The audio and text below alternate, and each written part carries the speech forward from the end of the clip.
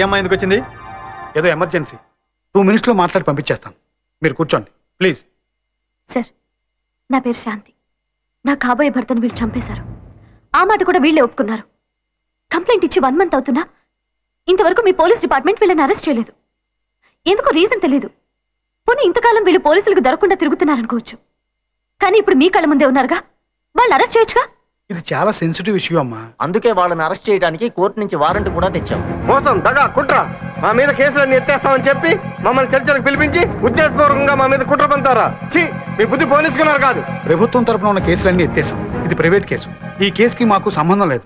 శభాష్ మంత్రి గారు, ప్రజల చేత ఎన్నుకోబడిన ప్రజాప్రతినిధులు మీరు. కానీ మీకు ప్రజలు పెట్టిన కేసుతో ఏమాత్రం సంబంధం లేదు. మీకు మీ ప్రభుత్వం కావాలి, ప్రభుత్వ పదవులు కావాలి, మీ అడుగులకి మడుగులొత్తడానికి ప్రభుత్వ యంత్రాంగం కావాలి. కానీ మీకోసం ఎండలో నిలబడి ఎన్నికల్లో ఓటేసి గెలిపించిన ప్రజలు మాత్రం అవసరం లేదు. ప్రజల్ని గాలికి వదిలేసి వీళ్ళతో చర్చలు జరిపి ప్రయోజనం ఏంటి? అయినా వీళ్ళేమడుగుతున్నారు? ప్రజల బాగోగులు చూడమంటున్నారు, అంతే కదా? అవును, అందుకే మా చర్చలు. మీరు ఎన్నికల్లో ప్రజలకు ఏం చెప్పి గెలిచారు? ప్రజల బాగోగులు చూస్తామనే కదా. అందులో అనుమానమే ఉంది. మా ప్రభుత్వం అహర్నిశలో అందుకే పనిచేస్తుంది. వాళ్ళు అడుగుతున్నది మీరు చేస్తామన్నది ఒకటే కదా? అవును, ఒకటే. ఒకటే అయినప్పుడు వాళ్ళు అడిగింది మీరు చేసేయండి. ఇక ఈ చర్చలు ఎందుకు, వీళ్ళెందుకు, ఈ ఉద్యమాలు ఎందుకు? చేయలేరు, మీరు చేయలేరు, మీరు చేయలేరు. చేయలేక కాదు, చెయ్యరు. అలా చేస్తే సామాన్య ప్రజలకి నాయకులకి తేడా ఉండదు కదా. ఏంటి మీరు మాట్లాడేది? మేము ప్రజల చేత ఎన్నుకోబడిన ప్రజాప్రతినిధులం. ప్రజల కోసమే శాంతి చర్చలు మొదలుపెట్టాం. ఈ టైంలో మీరు అనవసరంగా వచ్చి చర్చలకు విఘాతం కలిగిస్తున్నారు. దీనివల్ల ప్రజలు ఎంత నష్టపోతున్నారో మీకు తెలుసా? ప్రభుత్వాలు, పోలీసులు మాకు బద్ధ శత్రువులైనా ఈ చర్చల కోసం అడవులు వదిలిపెట్టి ఎందుకు దిగొచ్చామో తెలుసా? బడుగు, బలహీన, తాడిత, పీడిత, అట్టడుగు వర్గాల ప్రజల కోసం. ప్రజలు ప్రజలు అంటున్నారు. నిజంగా మీరు ప్రజల కోసమే పనిచేస్తున్నారా? 57 years నుంచి ప్రజల కోసం పనిచేస్తున్నామంటూ కుర్చీలలో కదల్లేక వదలకుండా రాజకీయ నాయకులు 35 years నుంచి అడవుల్లో కూర్చొని ఉద్యమం పేరుతో అమాయక ప్రజల జీవితాలతో ఆడుకుంటున్నారు. ఎంతసేపు మీ అధికారాల కోసం కొట్టుకు చస్తున్నారు తప్పితే ప్రజల గురించి ఒక్క క్షణమైనా ఆలోచిస్తున్నారా?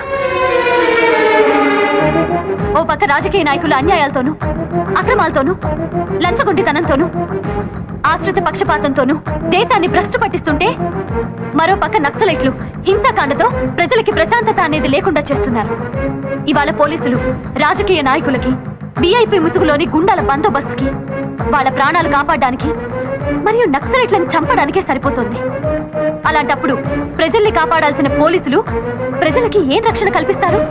పోలీసులు చంపారని నక్సలైట్లు, నక్సలైట్లు చంపారని పోలీసులు, మీలో మీరు ఒకరినొకరు చంపుకోవడానికే ట్రై చేస్తున్నారు తప్పితే ప్రజల గురించి ఏమైనా ఆలోచిస్తున్నారా?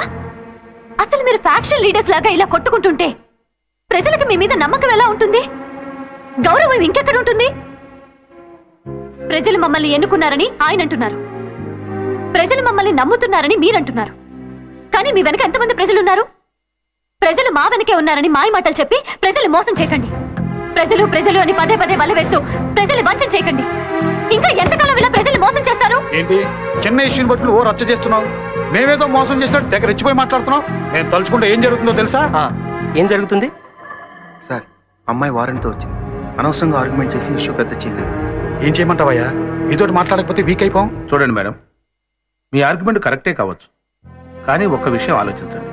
ప్రభుత్వం ఇప్పుడు వీళ్లతో శాంతి చర్చలు జరపడానికి సిద్ధంగా ఉంది. ఇలాంటి పరిస్థితుల్లో మీరు వచ్చి అరెస్ట్ చేయమంటే ఎలాంటి పరిణామాలకు దారితీస్తుందో ఊహించడం కష్టం. అయితే మీరు ఏ శాంతి కావాలని కోరుకుంటున్నారో దాన్ని వదిలేస్తున్నారు. దాని మూలంగా రాష్ట్రం మొత్తం తగలబడిపోయే ప్రమాదం ఉంది. అలాగని వీళ్ళని అరెస్ట్ చేయకపోతే ప్రభుత్వం కోర్టు ధిక్కారం కేసు కింద నేరం చేసినట్టు అవుతుంది. అప్పుడు కూడా రాష్ట్రం తగలబడిపోతుంది. So what? ఒక్క నిమిషం ఆలోచించండి. పరిస్థితిని అర్థం చేసుకోవడానికి ప్రయత్నించండి. అరెస్టు చెయ్యాలా మానాలా అన్నది మీ డెసిషన్ మీద ఆధారపడింది. పంతాలు పగలు కాదు నాకు ముఖ్యం. తప్పు చేసిన వాళ్ళకి శిక్ష పడాలి. ఈ దేశంలో అందరూ శాంతియుతంగా బతకాలి. దానికి మీరే ఒక సొల్యూషన్ చెప్పండి. నాదే ఉంది. ప్రజలు మీ వెనకాలే ఉన్నారని చెప్తున్నారు కదా. మీ మాటల్లో నిజం ఉంటే, మీరు ప్రజల కోసమే పనిచేస్తూ ఉంటే మీరు చెప్పే ప్రజల్లోకి రండి. మీ వెనక ఎంతమంది ప్రజలున్నారో తేలిపోతుంది. ప్రజలు మీరు చేసింది కరెక్ట్ అంటే నోరు మూసుకొని నా దారి నేను వెళ్ళిపోతాను. లేదంటే ఏం చెయ్యాలో రేపు ఉదయం ప్రజలే నిర్ణయిస్తారు.